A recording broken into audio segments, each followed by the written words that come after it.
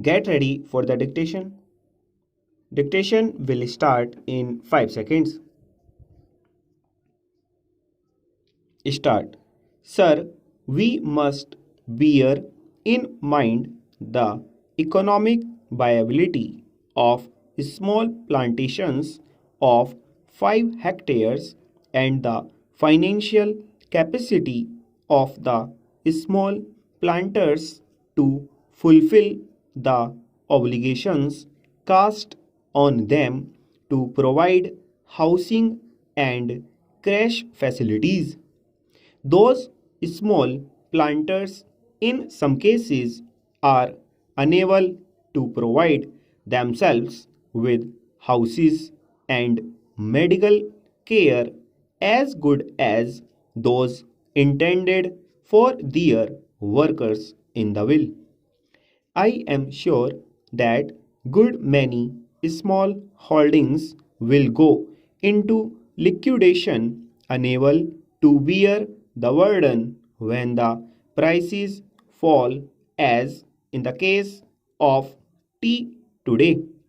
I would emphatically say that Clause 13 is not only draconian but discriminatory, and it is most harsh and killing to the farming community of India, whose hands feed and clothe the people, rich and poor.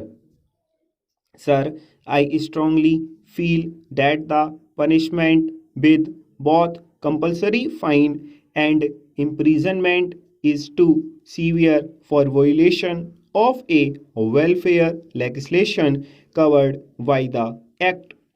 For economic reasons and financial incapacity, the debt ridden employer, particularly a small holder, may be unable to discharge the obligations such as providing type design houses, crèches, medical facilities, etc.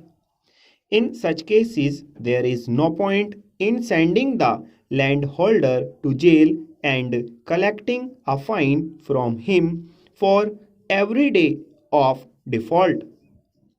The relevant provisions in the will are made more stringent than the Factories Act, under which, in the case of a further offence, the court is given the discretion to punish the defaulting employer.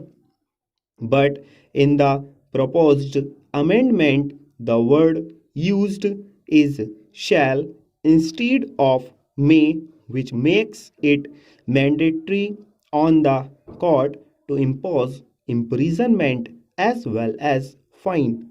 These provisions are too harsh and discriminatory, particularly in view of the fact that the will seeks to bring in farms of 5 hectares, which are in the nature of peasant holdings under the scope of the Act.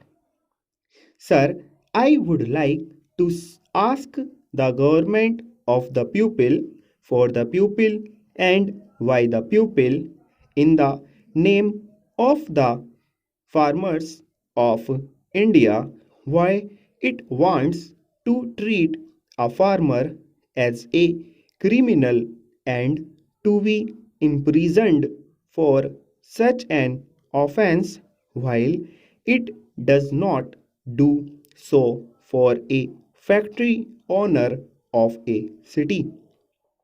By making this comparison, I do not mean that a provision should be made in the relevant Factories Act to make the sentence of imprisonment compulsory for similar offences.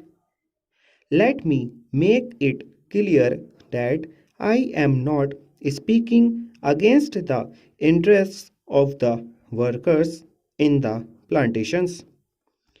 I am not only speaking against the stringent and invidious measures which have been provided in the bill affecting the rural employers and the invidious laws enacted for them stop.